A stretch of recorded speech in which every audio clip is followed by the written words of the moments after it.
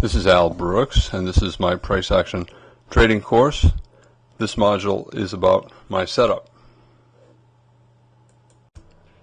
It's pretty simple. I use a laptop computer, and it's not particularly expensive. It's a very average laptop. I use a 5-minute candle chart and a 20-bar exponential moving average, and I do not use any indicators.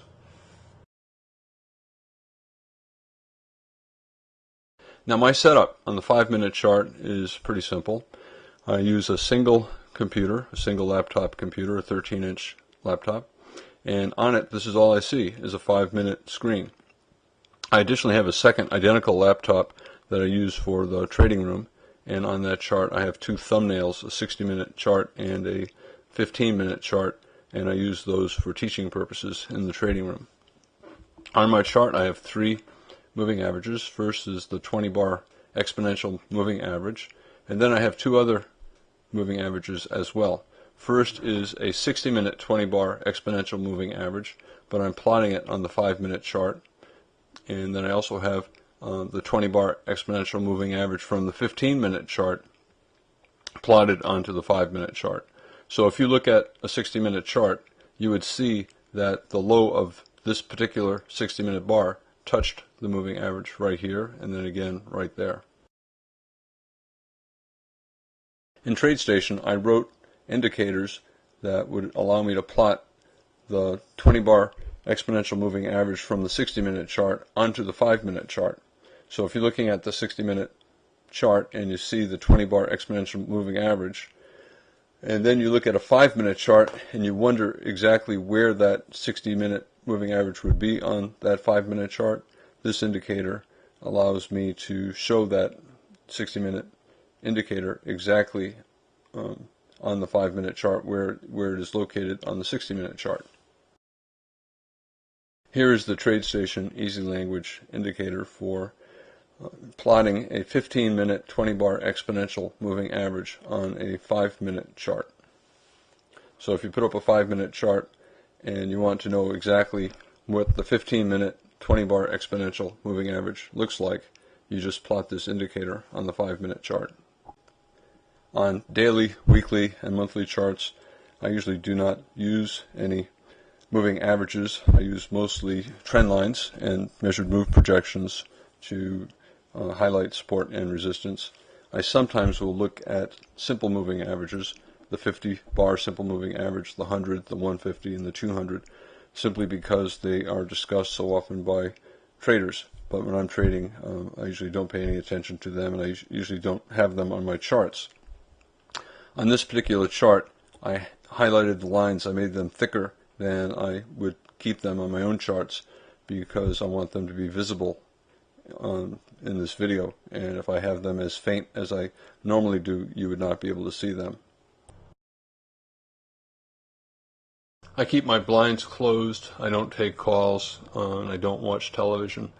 Occasionally I'll get a phone call from one of my daughters or one of my sons, and I'll take that call, but otherwise I don't take calls.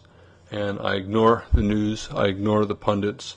I know when there are reports at 7 o'clock or an FOMC report, and when the reports come out, I usually do not trade, at least for several seconds, maybe for several minutes. I don't care what the pundits say. The report means there's going to be a bullish case and a bearish case, and they're going to put one pundit on, and that pundit will be either a bull or a bear, and that's not telling me what the 200 or 300 firms on the who are trading aggressively think that the market is doing in response to the report. The only way I know how the market thinks the report is by looking at the charts. Pundit on television is only giving me one side. Also, I don't want any distractions, and I don't want anybody else's opinions. I just want to analyze what's going on myself. I'm also very focused when I'm what's my job? It's simple. It's to take money from other people's accounts and to put it into my account. And we're all playing the same game. We all, it's no secret. Everyone's trying to take money from everyone else. Goldman Sachs is trying to take money from Morgan Stanley. Morgan Stanley's trying to take money from Citibank. Hedge funds are trying to take money from everybody else. I mean, that's just the game that we're playing. You know, I have a 60-40 rule, and sometimes on television you'll see someone insisting that the market is definitely going up or definitely going down, or some report is definitely bullish or bearish. You know, nothing works all of the time. Everything works some of the time. Most things work 40 to 60% of the time. So I think we live in a world where the probability is 40 to 60%. And Alan Greenspan once said that he was very proud that he was right about 70% of the time. So here he is, the chairman of the Fed, and he's making the rules and he's controlling the game, and even with that he could still be right only 70% of the time. So most traders are going to live in a world where the probability is 40 to 60%. If you think something is higher than that, you're probably wrong. If you think something is less likely than 40%, you're probably wrong. If things get outside of that band, there will not be institutions taking the other side of the trade, and they'll hammer it back into the band. Remember, the market stays pretty much in balance. There'll be an equal number, or approximately an equal number of institutions on one side as there are on the other side. And if the market gets too heavy on one side, it will regress toward the mean. Whenever someone says that he has something better than 60-40, you know, there are certain pundits that they put on television who talk with certainty that something is going to happen. You know, I never believe them. Whenever a person is that certain or confident, he is not honest, and he's out there selling something.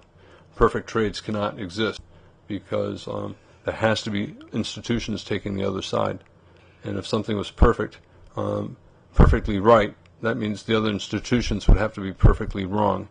And since these institutions are pretty much balanced on both sides, it would be impossible for that to happen. How can price action trading work if everyone knows it? Trading is very difficult to do. Even when you're very good, your margin for error is very small, and every mistake works against you. You know, the best analysis is right only about 60 to 70% of the time. You know, I often have days when I don't lose at all, right? That doesn't mean I'm 100% right. It just means I was, you know, lucky on that day. You know, really good traders, for the most part, are not going to be right, you know, more than 70% of the time, unless they're scalpers. I scalp most of the time. I do try to swing during the day, but most of my trades are scalps, and that's the only way you can get a high percentage, a high winning percentage. You're competing against the very best traders in the world, the smartest people in the world, and it's basically a zero-sum game. And everyone wants to take money from everyone else.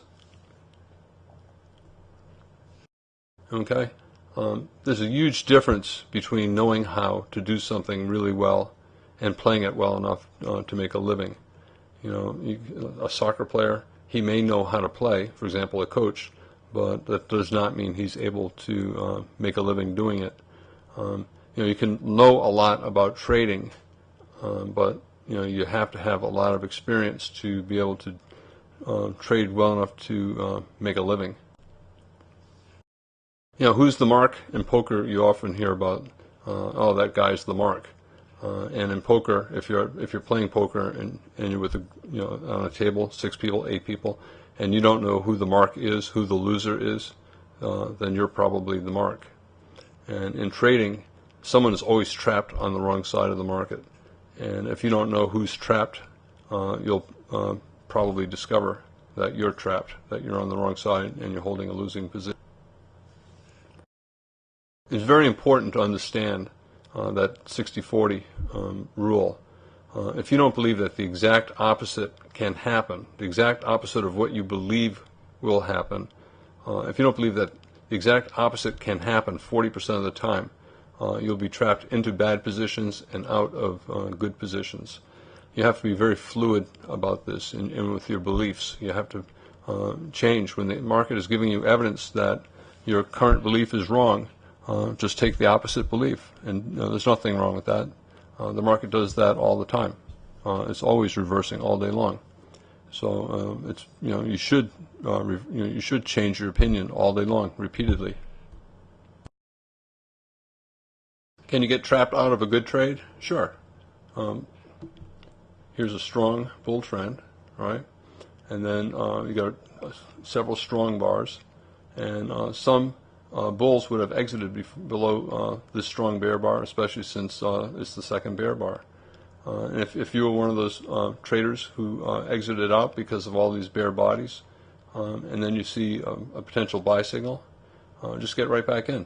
If you get trapped out, of a good trade, you just get right back in. You don't feel embarrassed about it. That's just the way the market works. It's always trying to trap traders out. And if you see that you were wrong in believing that the trade was bad, that a long trade was bad, and you got another buy signal, just go ahead and buy. Don't worry. This is the end of the module on my setup.